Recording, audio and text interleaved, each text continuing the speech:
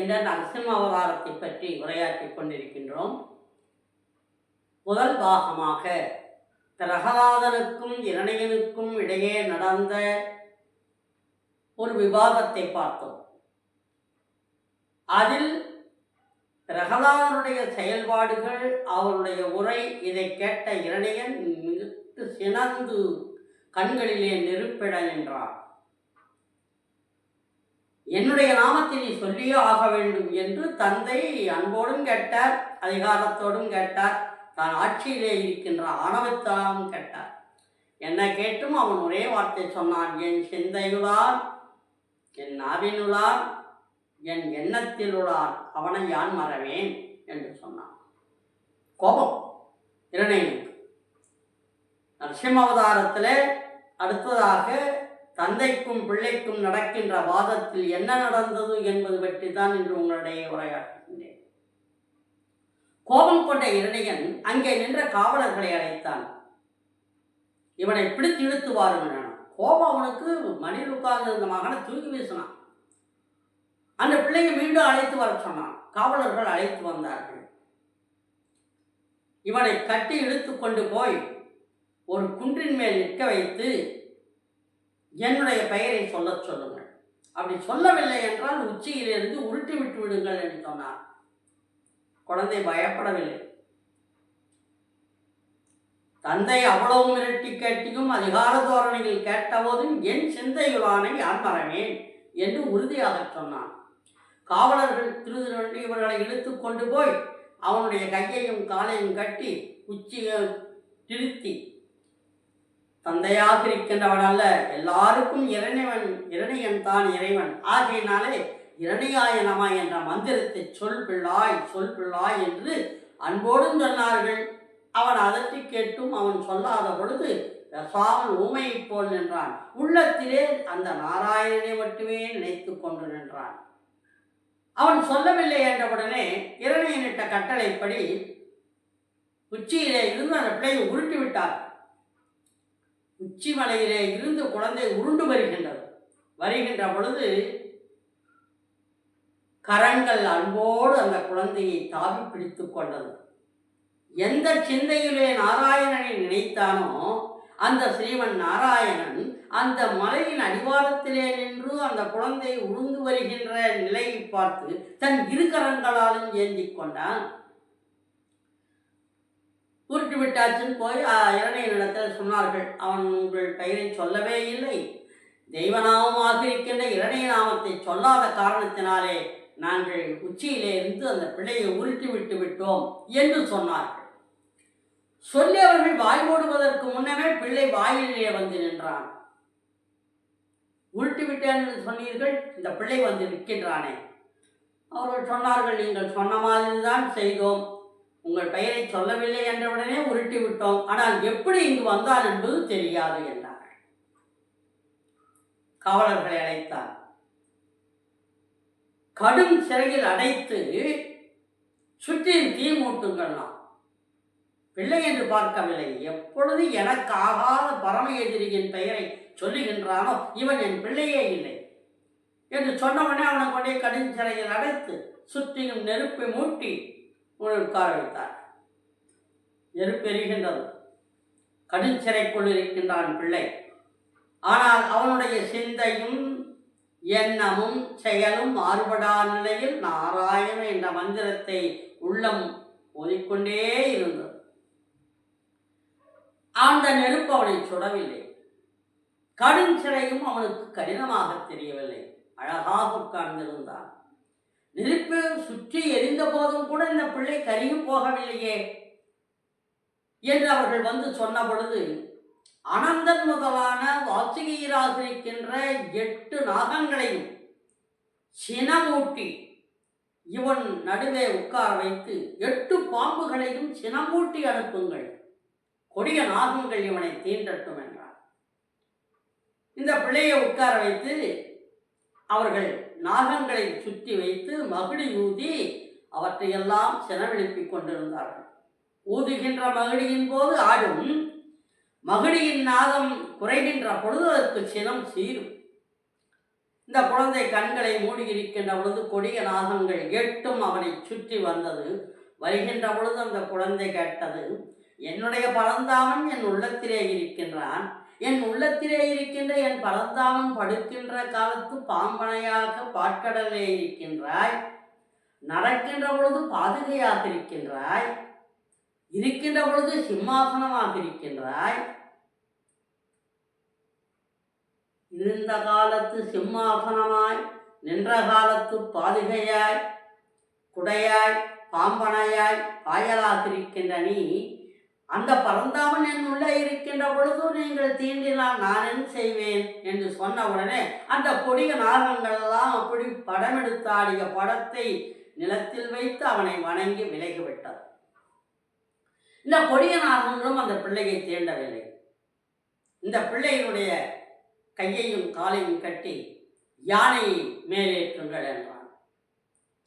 இரணையன் தன்னுடைய அரண்மனையிலே இருக்கின்ற பட்டத்து யானையை கொண்டு வந்து இந்த பிள்ளையை படுக்க வைத்து மேலே ஏற்றச் சொன்னான். அந்த யானை மதம் கொண்டு வந்தது பக்கத்திலே.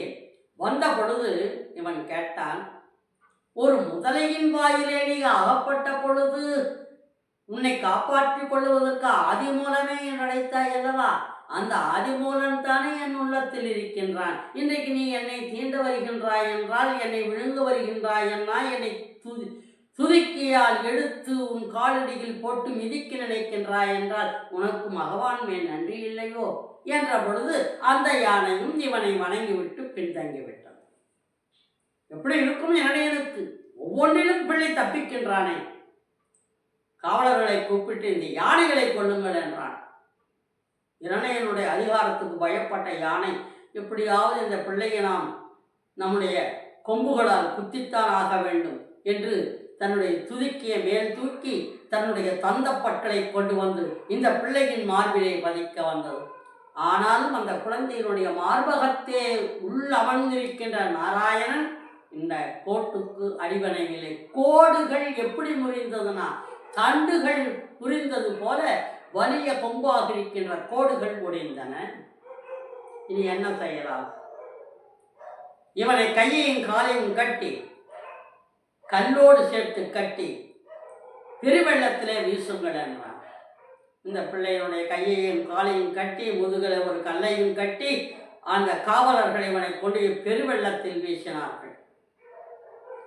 வீசுகின்ற பொழுது இந்த பிள்ளையினுடைய உள்ளம் நினைக்கின்றது, பாற்கடலிலே படுத்திருக்கின்ற பரந்தாமனாகி அவன் நீர்நிலையிலே படுத்துறங்குகின்றான்.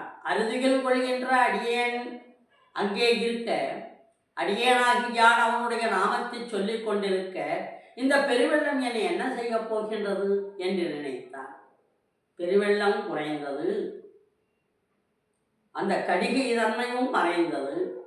அதாவது இறைவனுடைய நாமத்தை யார் ஒருவர் தன் உள்ளத்தை வைத்திருக்கின்றார்களோ அவர்களை கொடிய நிலைகள் பாதிக்காது என்பதற்கு எல்லா சமயங்களும் ஒரு கூற்றுத்தான். வைணவம் மட்டுமல்ல, அவதார காலத்திற்கு மட்டுமல்ல, சிவனையே வணங்குகின்ற நான்மறை தேவர்கள் கூட அதைத்தான் செய்தார். அப்பர் சுவாமிகளை கொண்டு போய் சுண்ணாம்பு காலவாயில், கொதிக்கின்ற சுண்ணாம்பு காலவாயில் வைத்த பொழுது கூட அவர் என்ன சொன்னார் என்றால், இந்த கொதிக்கின்ற சுண்ணாம்பு என்னை ஒன்றும் செய்யார் என்ற நம்பிக்கை. ஏனென்றால் உள்ளே மந்திரம். என்ன மந்திரம்? இறைவனுடைய பெயரை யாரோடு தன் உள்ளத்தை வைத்திருக்கின்றார்களோ அவர்களை அந்த சூழல் எதுவும் செய்யார். மாசில் வீணையும் மாலைமதியமும் வீசு தென்றலும் வீங்கில வேணினும் மூசு வண்டரை பொய்கையும் போன்றது ஈசன் எந்த இணையடி நிழலேன். ஈசனாகியவன் என்னுடைய எந்தையாகிய சிந்தையிலே இருக்கின்ற பொழுது இது ஒன்றும் என்னை செய்யாது என்ற பொழுதுதான் அப்பர் சுவாமிகளே அவர் மேலிருந்தார். கல்லை கட்டி கரையிலே போட்ட பொழுது கூட கரை சேர்ந்தவர் அப்பர் சுவாமிகள். அதே நிலைதான் பிரகலாதனுக்கும். எந்த சமயமாயினும் யாரொருவர் இறைநாமத்தை தன் உள்ளத்திலே வைத்து சிந்திக்கின்றார்களோ அவர்களை எதுவும் செய்யார். ஆக்க இரணையன் எல்லா விதமான தண்டனைகளை கொடுத்தும் பிள்ளை தன்னுடைய பெயரை சொல்லவில்லையே என்ற பொழுது கோபம் கொப்பளிக்க பிள்ளையை தரதர என்று இழுத்து வந்தான். யாரடா அவன்? யாரடா அவன்? என் கண்களுக்கு எட்டாது மறைந்திருக்கின்ற அவன் யாரடா? எங்கடா இருக்கிறான்? மும்மையிலும் உள்ளார், மும்மூர்த்தியிலும் உள்ளார், உன் நீரிலும் உள்ளார், இந்த நிலத்திலும் உள்ளார் என்று சொன்னார். அப்பொழுது இரணியன் கேட்டான், இது என்னுடைய அரண்மனை, என்னுடைய அரண்மனை தூண்கள் என்னால் வகுக்கப்பட்டது, இங்கே நான் காட்டுகின்றேன். எல்லா பக்கம் இருக்கின்றான் உன்னை ஒத்தவன் என்கின்றாய் அல்லவா, உன்னுடைய பெயருக்குள் இருக்கின்றவன் எங்கும் இருக்கின்றான் என்று சொல்லுகின்றாய் அல்லவா, இந்த கம்பத்தில் இருப்பானா? அவன் அரண்மனையிலே இருக்கின்ற ஒரு தூணை சுட்டி காட்டினான். கம்பம் என்பது தூண். அவன் சொன்னான், கம்பத்தில் காற்றில் நின்னவனை காட்டிடேல் எண்ணில் உன்னையும் கொள்ளுவேன். நரசிம்ம அவதாரத்தினுடைய ஒரு தன்மையை என்னவென்றால், எல்லா அவதாரம் முன்கூட்டி திட்டமிட்டு வந்தது. வேதங்களை மறைத்து வைத்த பொழுது மச்சமாக இருந்தால்தான் நீருக்குள்ளே இருக்கின்ற வேதங்களை கொண்டு வர முடியும் என்று வந்தார். பாட்கடலை கடந்து தேவர்களுக்கு வலிமையூட்ட வேண்டும் என்ற பொழுது மத்து சாய்கின்றது என்பதற்காக கூர்மமாய் நின்று மேருமலையை சமமாக்கினார். வராகமாயிருந்து ஒழிக்கப்பட்டிருக்கின்ற பூமாதேவியை, பூமி பிராட்டியை பந்து போல் உருட்டி தன் கொம்பிலே வைத்து பாயன விரித்தான். இது திட்டமிட்ட ஒன்று. ஆனால் நரசிம்ம அவதாரம் என்பது ஒரு மாறுபட்ட மின்னல் அவதாரம் என்று சொல்ல வேண்டும். ஏனென்றால் மகாவிஷ்ணு தனுமாறிய ஒரு அவதாரம். தன் தந்தை மகனிடத்திலே வாதிடுகின்ற பொழுது, எங்கடா இருக்கிறான், நீ சொன்ன அவன் எங்கே இருக்கிறான் என்று மகனை திட்டி கேட்கின்ற பொழுது, இந்த மகன் எதை சொல்லுவான்? தொட்ட தொட்ட இடமெல்லாம் இருப்பான் என் நாயகன் என்றான். நீ எந்த பொருளை தொட்டாலும் என் நாயகன் இருப்பான் என்று தைரியமாக சொன்னான். அப்படியானால் இந்த கம்பத்தில் இருப்பானா? காட்டுதை காட்டிலை எனில் உன்னை கொன்று தின்பண்ணா. இந்த கம்பத்தை காட்டி, இந்த கம்பத்தில் நான் கேட்குறேன், இல்லைன்னு சொன்னால் என்ன பண்ணுவேன்? உன்னை கொல்லுவேன். மகாவிஷ்ணு சொன்னாராம் மகாலட்சுமி இடத்துல, இந்த பிள்ளை எல்லா இடத்துலையும் நான் தொட்ட தொட்ட இடமெல்லாம் நான் இருப்பேன்னு சொல்லிட்டானே, இந்த இரணையன் எந்த இடத்த சுட்டி காட்ட போகிறான், எந்த பொருளை காட்ட போகிறான், எப்படின்னு எனக்கு ஒன்றுமே புரியலையே என்ற பொழுது மகாலட்சுமி ஆலோசனையே சொன்னாராம். அந்த பிள்ளை எல்லா இடத்திலும் நீங்கள் இருக்கின்றீர்கள் என்று சொல்லிவிட்டான். இந்த இரணையன் எந்த பொருளை சுட்டி காட்டுவான் என்பது அவனுக்கே தெரியாது. நீங்கள் எந்த பொருளில் மறைந்திருப்பீர்கள், அவன் உங்களை பார்க்க முடியவில்லை என்று சொன்னால் மகனை கொள்வேன் என்கின்றான். அந்த மகன் உறுதியாக சொல்லுகின்றான், என்னை தொட்டவன், என் சிந்தையை தொட்டவன் நிச்சயம் இருப்பான், நீ அவனை கொல்ல முடியாது என்று தந்தைக்கு அவன் சொன்னான். ஆகையினாலே இந்த உலகத்திலே இருக்கின்ற ஓரறிவிலே இருந்து 6 அறிவு வரை இருக்கின்ற அத்தனை உயிர்களிடத்திலும் நீங்கள் போய் குறையுங்கள். அசையும் பொருளில் இருங்கள், அசையா பொருளில் இருங்கள், திடப்பொருளில் இருங்கள், திரவ பொருளில் இருக்குங்கள், மலைமேல் இருங்கள், மடிவிலும் இருங்கள், மரத்திலும் இருங்கள், எங்கும் இருங்கள் என்று சொன்னாள் பிராட்டி. தான் மின்னல் அவதாரமாக எந்த இடத்தையும் இந்த இரணையன் சுட்டி காட்டி விடுவானோ என்று இந்த உலகத்திலே இருக்கின்ற அத்தனை ஜீவராசிகளிலும் மகாவிஷ்ணு உறைந்திருந்தான். அதனால் நரசிம்ம அவதாரம் எல்லா அவதாரத்தை விட சிறப்புடையது. அப்படி வருகின்ற பொழுதுதான் இவன் கம்பத்தை தொட்டு கேட்டான், இதில் இருப்பானா உன்னுடைய நாயகன், என்னுடைய பரம எதிரி இதில் இருப்பானா என்று கேட்டான். நிச்சயம் இருப்பான் என்றான். அப்படி இல்லை என்றால், நான் என்னுடைய நாயகனை உனக்கு காட்ட முடியவில்லை என்றால் நானே அடியவன் என்ற நிலையை மாற்றிக்கொள்வேன். நீங்கள் என்னை கொள்ள வேண்டிய அவசியம் இல்லை. ஏனென்றால் நிச்சயம் என்னுடைய நாயகன் இங்கு தோன்றுவான் என்று நம்பிக்கையாக சொன்னான். இருப்பானா? மீண்டும் கேட்டான். இருப்பான். சானிலும் மூலன் ஒரு தன்மையில் அணிவினை ததகோரிட்ட கோடிலும் முழன் மாமேறு குன்றிலும் முழன் தூணிலும் முழன் நீ சொன்ன சொல்லிலும் முழன் எங்கு முழன் எங்கே காந்தமூர்த்தி. இந்த இடம் மட்டுமல்ல, தொட்ட இடமெல்லாம் இருப்பான். சானினும் முழன் சதகோ இட்ட கோணிலும் முழன். அணுவை பிளக்க முடியாது. அந்த அணுவின் பிளவாக பிளந்தால் அதில் கூட என் நாயகன் இருப்பான். சதகோரிட்ட கோணிலும் இருப்பான், மாமேறு குன்றிலும் இருப்பான், நீ சொன்ன சொல்லிலும் இருப்பான், இத்தூணிலும் இருப்பான், துரும்பிலும் இருப்பான். என்னுடைய ஏகாந்தமூர்த்தி நிச்சயம் இருப்பான் என்றான் இந்த பிள்ளை. கோபம் கொட்டிய இரணியன் கதையை தேடவில்லை. எப்பொழுதும் கதையோடு சுற்றுகின்ற இரணியனுக்கு வந்த ஆத்திரம் தன்னுடைய உள்ளங்கையால் தன் முன்னால் நின்ற தூணை ஓங்கி அறைந்தான். தூண் இரண்டாக பிளந்தது. பிளக்கின்ற பொழுது என்ன ஆயிற்றுனா, கம்போர் களவிடை என்று பிளவுபட்ட போது அழகு சீர் சிங்கமாய் சிரித்தது செங்கட்சியம். தூண் பிளந்தது. அங்கே ஒரு சிரிப்பு சத்தம். செங்கட்சியம் சிரித்தது. செங்கட்சியம் சிரித்து கொண்டு அப்படியே வெளிப்படந்தது நரசிங்கமாக. இவன் கேட்ட வரம் என்ன? வீட்டுக்கு வெளியே உள்ளே இரவு பகல் இல்லாது, விலங்குகளால் அல்லாது, பறவைகளால் அல்லாது, வேதங்களால் அல்லாது, தேவர்களால் அல்லாது, எந்த நிலையும் பூதங்களால் கூட தன்னை நீண்ட முடியாது என்று சொன்ன இந்த இரணியனுக்கு விண்ணிலும் இல்லை மண்ணிலும் இல்லை தூணில் வந்தான். மனிதனாகவும் மரணம் வரக்கூடாது, தேவர்களாலும் வரக்கூடாது என்றார். மனிதனும் அல்ல, தேவனும் அல்ல, பாதி வடிவம், கழுத்துக்கு கீழே மனித வடிவம், விலங்குகளால் வரக்கூடாது என்று சொன்னான். அவனுடைய முகம் சிங்க முகம், கரி காலி தன்னை கோள்கொளா தன்மை என்பார் இரணியன். அதாவது அவனுக்கு விதி முதலையே சொல்லி வைக்குது.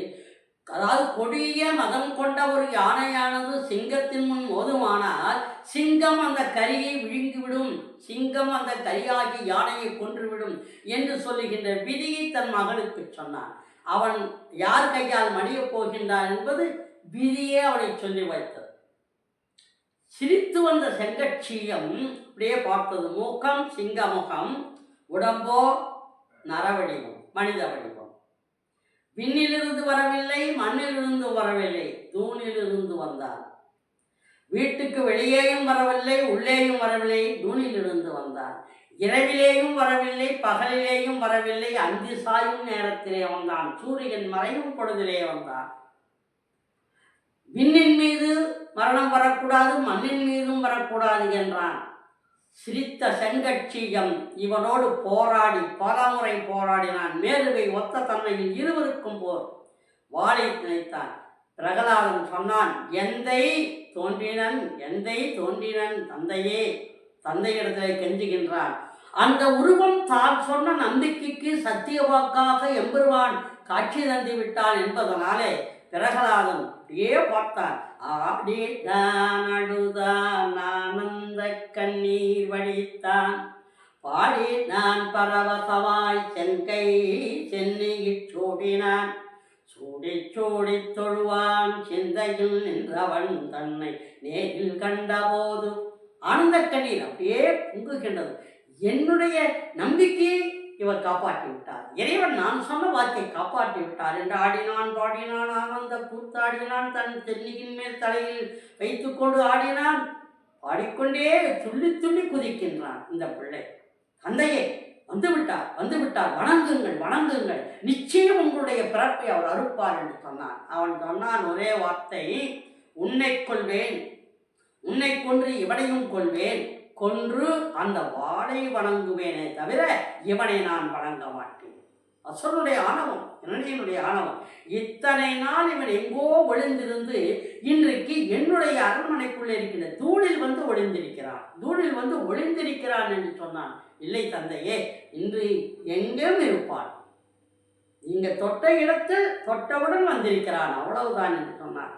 அவன் வாளை வணங்குவேன் என்று சொன்னானே தவிர இரணியன் நரசிம்ம பெருமானை வணங்குவேன் என்று சொல்லவில்லை.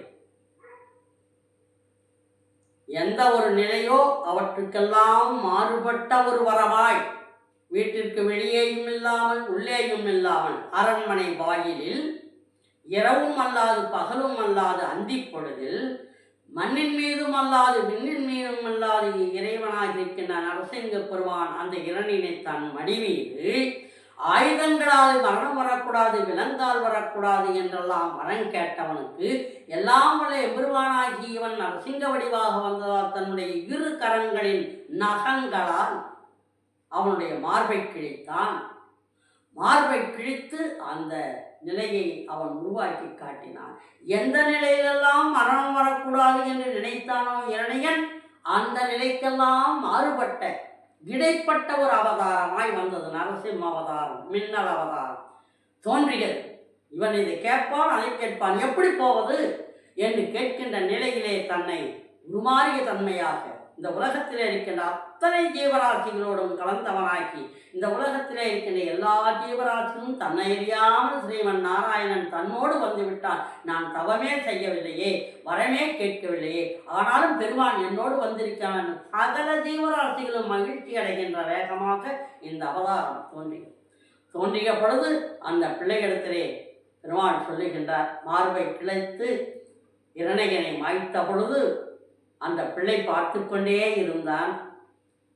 தன் தந்தையை கொன்ற நரசிம்மமாக இருக்கின்ற என்னை இவன் பார்த்து ஆனந்த கண்ணீர் வடிக்கின்றானே என்று அந்த பிள்ளையை ஒரு தாய் போல் நினைத்து அவன் சொல்லுகின்றான், பிள்ளாய், உந்தையை உன்முன் கொன்றேன், உந்தையை உன் முன்னாலே மார்பை கிழித்தேன், அவர் இறந்து விட்டார். உன் தந்தையை உன் கண் முன்னாலேயே நான் கொன்று விட்டேன், நான் ஒரு பாவம் செய்தேன் என்றார் பெருமாள். இல்லை, என்னுடைய நம்பிக்கையை நான் சொன்ன அந்த நாராயணனாக இருக்கின்ற தாங்கள் அவர் உணராத தன்மை அவருக்கு உணர்த்த வேண்டும் என்று நான் நினைத்தேன். இந்த உலகத்திற்கும் உயிர்த்த வேண்டும் என்று நினைத்துத்தான் உங்களுடைய நாமத்தை நான் சொல்லிக் கொண்டிருந்தேன். ஆகியனாலே தயவு செய்து என் மேல் கழி போட்டாதீர்கள். இங்கு வந்தமைக்கு நான் நன்றி சொல்ல வேண்டும். என்னுடைய சத்திய வாக்கை நீங்கள் காப்பாற்றியதற்காக என்னுடைய தவம் பெரிதல்ல, நான் ஒன்றும் தவம் செய்யவில்லை. ஆனால் உங்களுடைய பெயரை மட்டுமே தான் நான் சொல்லிக் கொண்டிருக்கின்றேன். பிறந்த நாளிலே இருந்து பேசிய தொடங்கி உங்களுடைய நாமத்தை மட்டுமே நான் உச்சரிக்கின்றேன். எந்த கடுந்தவமும் செய்யவில்லை ஐயனே, தயவு செய்து அதுபோல் சொல்ல வேண்டாம். இல்லை இல்லை, உன் தந்தையை உன் கண்முன்னால் கொன்றது கடினமாக இருக்கிறது, கொடுமையாக இருக்கிறது. அப்போ சொன்னார் அவரே, இல்லை இல்லை, எந்தையிலும் முந்தையை நான் உரைத்த பொழுது எல்லையிலா குற்றங்கள் பல புரிந்தாலும் இன் குலத்தோனை யான் கொல்லேன். எத்தனையோ துன்பங்கள் செய்யட்டும், எத்தனையோ கொடுமைகள் செய்யட்டும், இனிமேல் உன் குலத்தில் உதித்தாரை, உன் குலத்தில் பிறந்தாரை இனிமேல் நான் கொல்ல மாட்டேன். எல்லையற்ற துன்பங்கள் செய்தாலும் சரி, எல்லையற்ற குற்றங்கள் செய்தாலும் நான் பொறுத்து கொள்வேன், அவர்களை நான் கொல்ல மாட்டேன் என்று பிரகலாதனுக்கு சத்திய வாக்கு கொடுத்தார் மகாவிஷ்ணுவாகிய நரசிங்க பெருமான். உனக்கு என்ன வேண்டுமோ கேள் என்றார். என்ன கேட்பான் அவன்? பிரகலாதன் என்ன கேட்பான்? நான் நினைத்தவுடனே வந்தீர், என் தந்தைக்கு உண்மையை காட்டினீர், அவர் பெற்ற வரமெல்லாம் அவரை வீழ்த்தாது என்று நினைத்ததை மாற்றி நீங்கள் வீழ்த்தி காட்டினீர். கோபத்துடன் இருக்கின்ற நீங்கள் எப்பொழுது அமைதி பெறுவீர்கள் என்றால், பார்மகளாகிய செந்தாமரை பிடத்தில் செந்தாமரை மனதில் வீட்டிருக்கின்ற செந்திருமகள் வேகமாக வந்தால் தேவர்கள் முறையிட்டார்கள். உக்ரமாக இருக்கின்ற நரசிங்க பெருமானுடைய கோபத்தை தணிக்க வேண்டுமானால் தாயே நீங்கள் தான் வர வேண்டும் என்றவுடனே செந்தாமரை மலரில் வீட்டிருக்கின்ற செந்திருமகள் தானே வந்து அன்னாரை அணைத்த பொழுது சாந்தமடைந்தார் நரசிங்கமூர்த்தி. அதுவரை உக்கிரமாக இருந்தார். உனக்கு என்ன வரம் வேண்டுமோ கேள் என்றார். தன் பார்மகள் தன்னோடும் இருந்து கேள்வரன் கேள் என்றான். அவன் சொன்னான், முன்பு பெற பெற்றோ பேரோ முடிவில்லை, பின்பு பெறும் பேருமுண்டோ எமக்கு, முன்பு பெறும் பேரோ முடிவில்லை. இதுவரை நான் எந்த தவமும் செய்யவில்லை. உங்களுடைய நாமத்தை உச்சரித்து முன்பு பெற்ற பேரே பெரிது, பின்பு பெறும் பேருமுண்டோ எனக்கு. இன்னும் மீண்டும் உங்களிடத்திலே என்ன வரம் கேட்கப் போகின்றேன்? பெறுவதேல் என்பு பெறாத இழிவிரலி உலகில் யான் எய்தினும் அன்பு மாறா தன்மையின் என்பால் அருள் செய்திடுக என்பான். முன்பு பெறப்பெற்ற வரத்தினால் இன்று காட்சி கொடுத்தேன். பின்பு பெறும் பேர் எனக்கு என்ன வேண்டும்? இனி என்ன எனக்கு வரம் வேண்டும்? ஒரு வரமும் வேண்டாம். என்பில்லாத பிறகு இந்த உலகத்தில் புல்லாகவோ கூடாகவோ எலும்பில்லாத ஒரு புழுவாகவோ பிறந்தாலும் கூட இறைவா, உன்னுடைய திருநாமத்தை உச்சரிக்கின்ற வாய்ப்பே எனக்கு வேண்டும். அப்பொழுது நீ அருள் செய்தால் போதும், அந்த அருள் எனக்கு இருந்தால் போதும். ஆனால் ஒரு வரம் கேள் என்றதனால் இருவரம் கேட்கலாம். ஒரு வரம் முன்பு பெற்றுக்கொண்டேன், பின்பு வெறும் பேர் எனக்கு இல்லை, இருந்தாலும் உங்களை கண்டதனால் ஒரு வரம் கேட்கின்றேன் என்று சொன்னார். என்ன என்று கேட்டார் நரசிங்க பெருமான். என் தந்தை குறித்தோ குறிக்காமலோ ஆணவத்தாலோ அலட்சியத்தாலோ தங்கள் திருநாமத்தை உச்சரிக்கின்றவர்களெல்லாம் கொன்று விட்டார். ஆனால் என்னுடைய தந்தை என் கண் முன்னாலேயே நீங்கள் கொன்றதாக சொல்லுகின்றீர்கள். இல்லை இல்லை, அவர் செய்திருக்கக்கூடிய தன்மைக்கு அவருக்கு அந்த உய்வு. ஆயினும் பிள்ளையாகிய நான் கேட்கின்றேன், உங்களுடைய திருநாமத்தை உச்சரிக்கின்ற எனக்கு எப்படி நீங்கள் அருள் காட்டுவேன் என்று சொல்கின்றீர்களோ அதே போல என் தந்தையாகிய இரணையனுக்கு தாங்கள் வைகுண்டத்திலே இடம் அளிக்க வேண்டும் என்று கேட்டார். பெருமானிடத்திலே பிள்ளை கேட்ட வரம், என் தந்தையாகி இரணையன் கொடியவனாகவே இருந்தாலும் எல்லையற்ற குற்றங்கள் புரிந்தாலும் குலத்தோரை நீ கொல்ல மாட்டேன் என்று சொன்ன ஒரு தன்மையினாலும் என் தந்தையாகி இரணையனுக்கு வைகுண்டத்திலிடம் வேண்டும் என்று கேட்டார். பெருமான் சொன்னார், அப்படி ஒரு வரத்தை என்னால் கொடுக்க முடியாது என்றார்.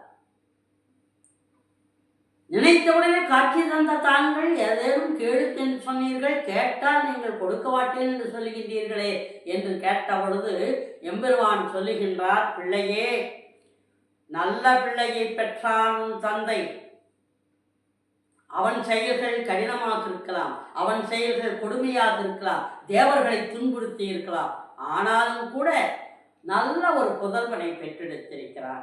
என் நாமத்தையே தரித்து பேசுகின்ற நல்ல புதல்வனை பெற்றதனால் அவன் சொல்லாமலேயே வைகுண்டம் புகுந்தான். என்ன அழகான ஒரு வரம் பிள்ளை கேட்கிறான். தந்தை மோசமாயினும் அவனுக்கு வைகுண்டத்தில் இடம் வேணும்னு கேட்டான். வரம் கேளு என்றதனால் பெருமான் சொல்லிட்டார், கொடுத்த வரத்தை மீண்டும் என்னால் கொடுக்க முடியாது. ஏற்கனவே அவன் வைகுண்டத்துக்கு போயாச்சு. எப்படி போனான்? நல்ல பிள்ளை உன்னை பெற்றதால், என் நாமத்தை நீ உச்சரித்ததால், என்னையே நீ சிந்தித்ததால், என்னோடு நீ உறைவிடமாய் அன்பாய் ஆண்டதால் நான் அவனுக்கு மோட்சத்தை கொடுத்தேன், வீடு வேற்றை கொடுத்தேன், வைகுண்டத்தில் போய் அமர்ந்து விட்டான். ஆகையினால வைகுண்டத்தில் அமர்ந்தவனுக்கு மீண்டும் எப்படி ஒரு வைகுண்டத்தில் கொடுப்பது? இருப்பது ஒரு வைகுண்டம் தானே. ஆகையினால அவனுக்கு கொடுத்து விட்டேன் என்றான். நல்ல பிள்ளையை பெற்றதால் கொடியவனாகி இரணையிலும் வைகுண்டத்திலிடம் பெற்றான் என்பதுதான் நரசிம்ம அவதாரம். இப்படிப்பட்ட ஒரு மந்திரத்தினுடைய பெருமை யாரொருவர் உச்சரிக்கின்றாரோ அவர்கள் எம்பெருமானுடைய ஆசியினால், அருளினால், அன்பினால் சூழப்பெற்று அவரால் தன்னை ஆட்கொண்டு யாது வரம் வேண்டும் என்று கேட்கின்றோமோ கேளாமலே தருகின்ற பெருமைக்குரியவன் மகாவிஷ்ணு. அப்படிப்பட்ட நரசிம்ம அவதாரத்தை உங்களிடையே நான் சொல்லி அவதாரத்தினுடைய மகிமையை பேசுவதற்கு பெருமையாக இருக்கின்ற இந்த நேரத்தில் அவதாரத்தினுடைய தன்மை எப்படி என்பதை சொல்லுவதற்கு ஒரு வாய்ப்பளித்து மிக்க நான் நன்றி கூறி விடைபெறுகின்றேன். நன்றி, வணக்கம்.